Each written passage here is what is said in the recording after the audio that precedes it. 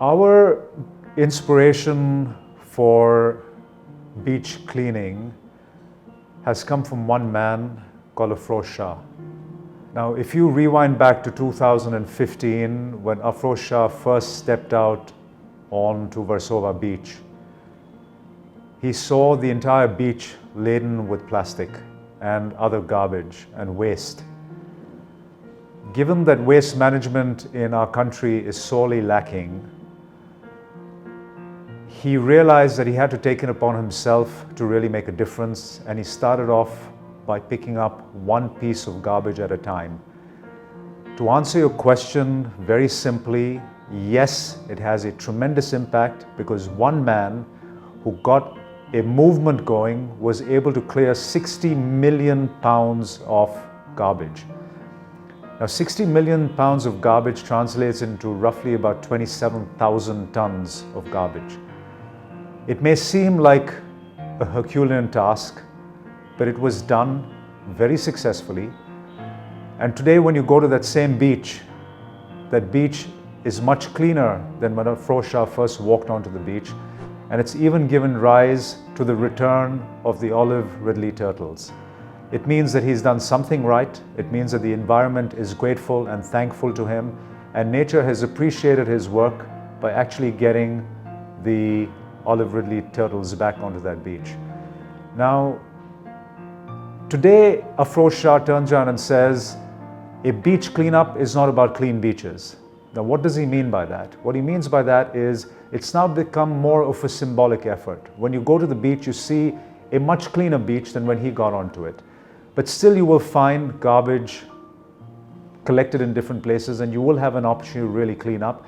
But it's more symbolic, and what I mean by that is people will see you doing it, and they will try and make certain lifestyle changes in their homes, in their societies, in their areas, in their cities, and hopefully in their country.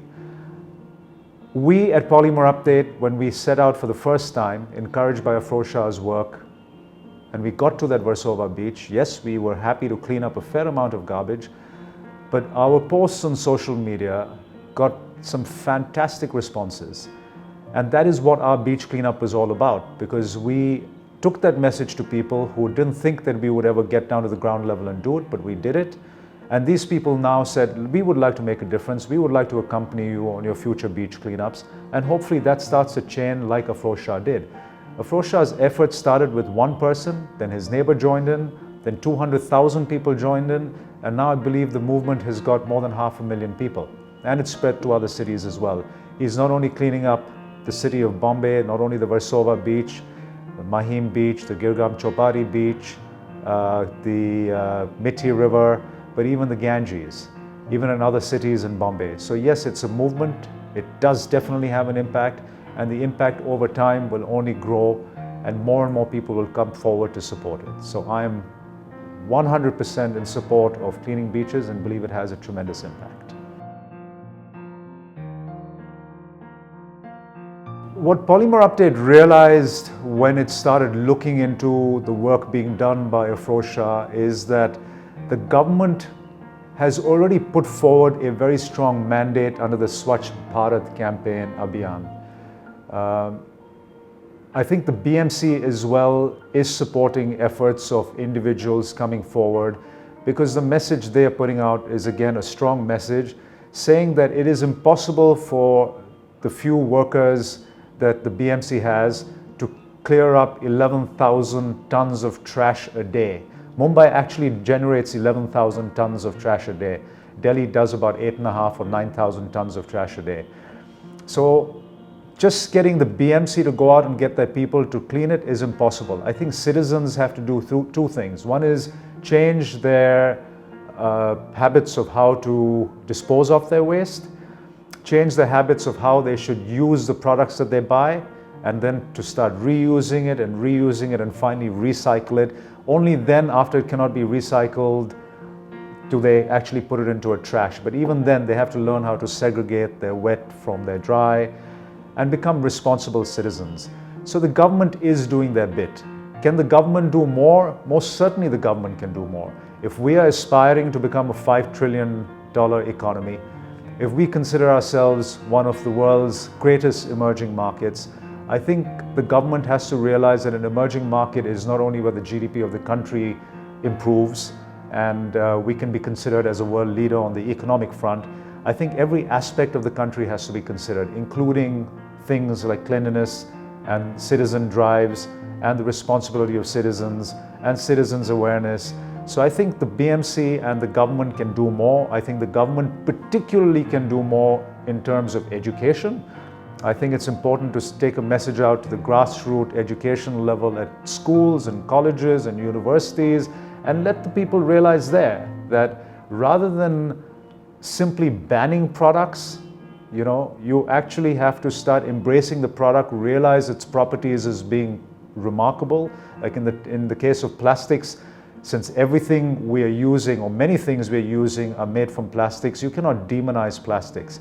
Because you will be using a ball pen, you will be using your laptop, you will be using your mobile phone, you will be putting on your reading glasses, you will be watching your television, you will be sitting in a vehicle which you wanted to be more fuel efficient. And by becoming more fuel efficient, you wanted to obviously get the metal parts replaced by plastic parts to make it lighter. So you also have to understand that when the government bans single-use plastics, yes, I agree, single-use plastics needs to be banned, but what will you replace a plastic straw with? A paper straw? Well, a paper straw is made from wood. It means deforestation. Are you going to be replacing it with a metal straw? A metal straw will have to be carried everywhere, and then the cleanliness aspect comes up. Once you use it, what are you going to do with it? Go and wash it. Is it practical? This also brings an analogy to my mind, which I was thinking about only recently.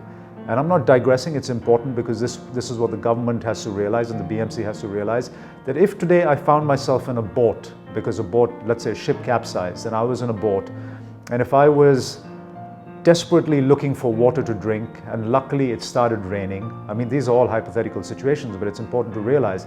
And suddenly I looked over and I realized that there was a floating paper cup in the water, and there was a floating plastic cup in the water.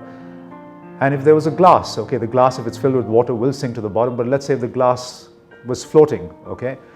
And if I had a choice to take one of those three to collect the rainwater, I wouldn't take the glass one because I know that it could fall and break. I wouldn't take the paper cup because it couldn't take the water. Sooner or later it would get wet and wither away.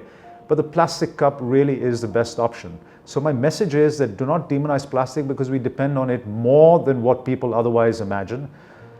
We just have to accept it as a product which lasts for thousands of years. So in that case, what do we do with it? We redesign, we reuse, we recycle, and that's where the government has to embrace and the BMC has to embrace. This is what moving from a linear to a circular economy is all about. This is what it's about.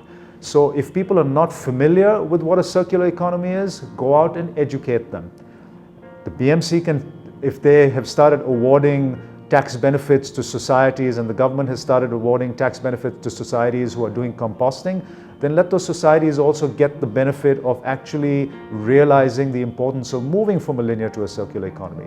So all of these factors, the private citizen and government can get together, start addressing it, put certain systems in place, put processes in place, get companies like Polymerupdate which understand it, as part of our CSR have started adopting to these different opportunities which are coming our way. I think it is important for everyone to step forward and become responsible citizens. A responsible citizen eventually makes for a better India. And I think the government would be only too happy to have a better India because it serves their purpose as well. And it also helps the municipalities in various states in our country. So the Swachh Bharat campaign is something that Polymerupdate supports, believes in, but I think it needs better implementation, and we as citizens are happy to help the government implement it better. Thank you.